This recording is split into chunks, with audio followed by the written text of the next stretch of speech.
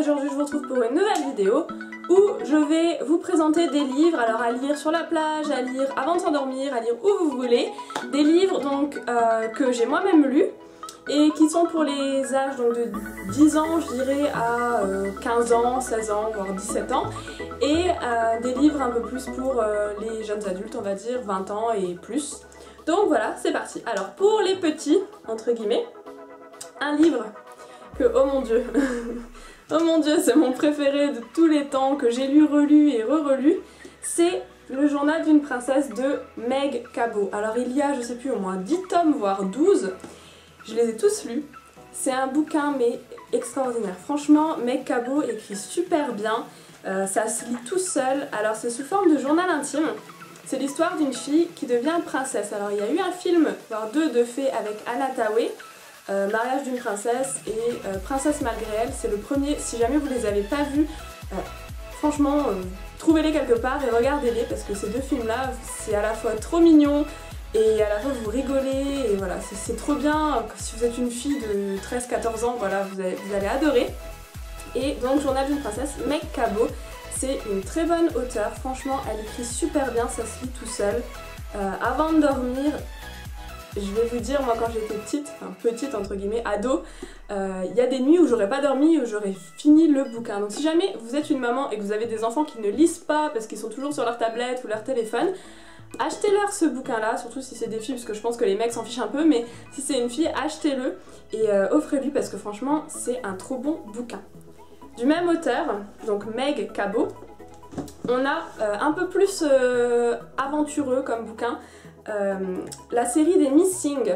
Donc ils ont fait une série il me semble, mais j'ai jamais trop regardé donc je suis pas sûre. Donc ça c'est le tome 5 parce que figurez-vous que j'ai pas retrouvé les tomes d'avant. Donc Meg Cabot toujours. Missing, c'est l'histoire d'une fille qui est au lycée aux États-Unis et qui se fait pendant une tempête, elle se prend un éclair en fait de l'orage.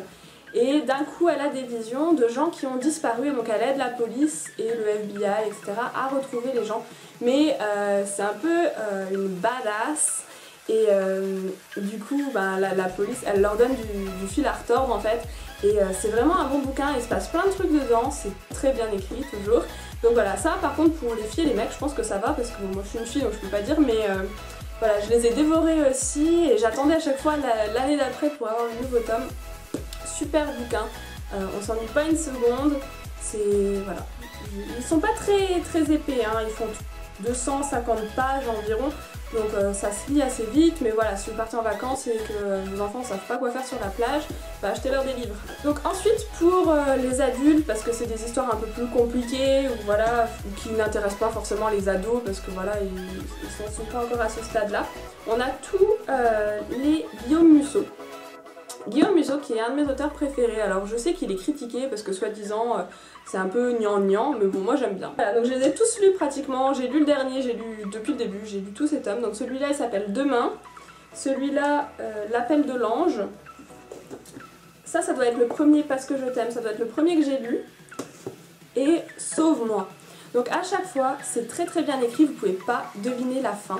C'est pas vraiment des romans policiers, mais de temps en temps ça l'est. Il y a beaucoup d'énigmes dedans. Il y a le suspense jusqu'à la fin, à chaque fois. Franchement, moi j'ai déjà essayé, j'en ai lu plusieurs où je me suis dit je commence à comprendre comment il réfléchit, donc je vais un petit peu chercher la fin. Mais c'est impossible de découvrir la fin, il y a toujours un truc qui nous manque et d'un coup il nous surprend. Et franchement j'adore, et c'est pareil, hein, on les dévore ces bouquins-là. Les Musso, mais avec moi ils font pas 3 semaines, hein, je les dévore. C'est un truc de fou, c'est très bien écrit. Malgré que ce soit des énigmes, que ce soit à chaque fois une histoire, on ne sait pas trop ce qui va se passer, ou tout peut changer du jour au lendemain, etc. C'est assez facile à lire. Il n'y a pas besoin de retenir le nom de tel personnage pour découvrir la fin, c'est beaucoup plus simple que ça. Et voilà, je sais pas comment il l'appelle, si c'est un roman policier ou un roman... comment on dit ? Je sais pas. Et à chaque fois il y a des citations à chaque début de chapitre. On doit vivre sa vie en regardant devant soi, mais on ne la comprend qu'en regardant en arrière. De Søren Kierkegaard. Donc franchement ces bouquins là mais ils sont géniaux quoi. Les Musso, moi je les adore et dès qu'il y en a un nouveau qui sort je l'achète parce que c'est facile à lire en fait. Et c'est vrai qu'après une journée de boulot, une journée de fac, une journée d'école, on n'a pas envie forcément de lire un bouquin super élaboré ou historique du genre du Victor Hugo. Ils sont très bien mais par contre faut suivre quoi des fois. Et ceux-là, il y a de l'action, ça s'arrête pas, enfin voilà, c'est vraiment bien. Donc les Musso, je vous les conseille. En plus ils sont pas très chers, hein. C'est des pockets donc c'est encore mieux. Et ensuite, le dernier livre que je vais vous présenter, c'est un livre que ma maman m'a offert et m'a fait dédicacer par l'auteur, donc voilà, c'est quand même super cool. C'est le livre de Adriana Karambeu, Je viens d'un pays qui n'existe plus. Alors c'est une sorte d'autobiographie, mais pas que, je veux dire elle raconte quand même des choses, c'est pas que sa vie, enfin si c'est que sa vie mais on s'ennuie pas, disons elle nous emmène dans les coulisses, elle nous emmène dans sa vie avant d'arriver en France, c'est super. Alors je l'ai pas fini encore parce que j'ai été pas mal occupée et que quand on se couche le soir on n'a pas toujours envie de lire et on n'a qu'une envie c'est de dormir. Mais voilà, il me reste, je sais pas, une dizaine de pages, donc je l'ai quand même dévoré. Ça se lit très bien et c'est super intéressant parce que elle a l'air super sympa en fait. Elle a l'air vraiment super gentille, super sympa, super agréable, d'avoir des valeurs. Elle a une expérience de vie quand même assez incroyable, qu'on ne connaît pas parce qu'on la voit qu'à la télé, jolie, mannequin, etc. Mais sa vie est vraiment incroyable.